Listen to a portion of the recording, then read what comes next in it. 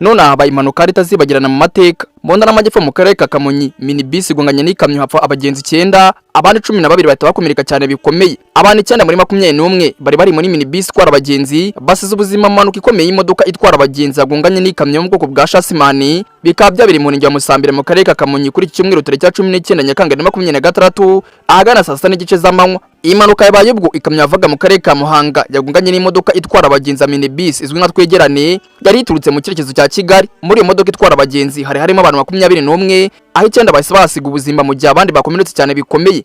Abaturage bari hafi y'aho impanuka yabereye bavuga yuko iyi kamyo yamanukaga ifite umuvuduko mwinshi, bakeka yuko ishobora kuba yari yabuze feri. Bavuga ko Twegerane yanyuze ku modoka yari ihagaze ku ruhande rw'umuhanda kubera ikibazo cy'amazi, hanyuma itugongana n'iyo kamyo yamanukaga. Umwe mu batangabuhamya Mbonye Umwami Hassan yavuze yuko umushoferi wa Twegerane yahise mu kirahuri cy'imbere akagwa muri kaburimbo agahitapfa. Ati twirutse dutabara dusanga abantu benshi bapfuye, abandi bakomeretse cyane barimo kuburoga barimo gutabaza. Hari rwose n'abadupfiriye mu maboko. Nk'urugero hari umukecuru nakuyemo ngo mutabare, ahita ambwira ati reka kuntabara kuko rwose ndi bupfe. Akimara kubivuga gutyo rwose ahitapfa. Undi muturage witwa Mukamfashijwe wa Solange yavuze yuko yabonye ikamyo imanuka ku muvuduko udasanzwe mbere yo kugongana n'iyo Twegerane. Ati twagezeho impanuka yabereye dusanga imodoka yashwanyaguritse, abandi bakomeretse cyane bikomeye. Hari n'uwajyanwe kwa muganga umutwe wangiritse cyane kuko rwose byari ibintu bibaje cyane kubibona. Abantu benshi bari barwaye hamaga kubera iyo mpanuka.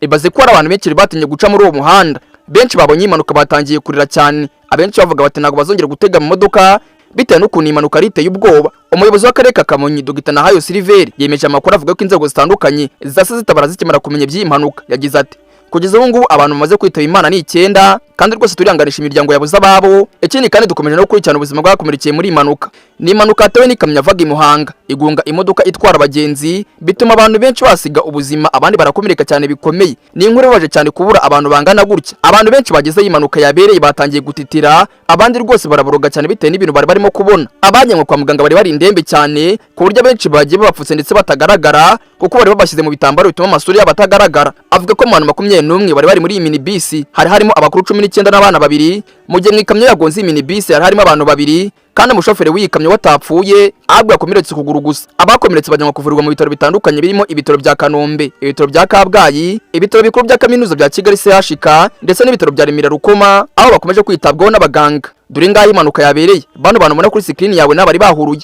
Dore rwose kuntu imodoka yangiritse cyane rero kuntu yabaye. Ngiyi minibus bagonze burya yashwanyaguritse. Naho kuri ishusho urimo kubona umupolisi hirya, naho polisi yari yageze kugira ngo itabare hakiri kare. Ariko rwose hageze ibintu bimaje kuzamba kuko abagenzi benshi bari muri imodoka bari bamaje gupfa kare. Umuyobozi kandi w'akarere ka Kamonyi yakomeje asaba gukoresha umuhanda kurushaho kubahiriza amategeko y'umuhanda ndetse no kwitwareka kugira ngo hirindwe impanuka zikomeje guhitana ubuzima bw'abaturage. Ngaye nguko rero twanganisha imiryango yabuze bano bana, abagabo, abagore, abakecuru ndetse n'abasaza, mu gihe kandi twifurije kugira uko ridashira abangaba bitavye Imana, tudahwema kwifuriza abakomeretse gukira vuba.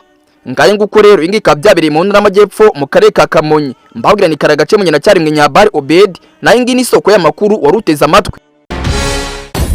Obi time.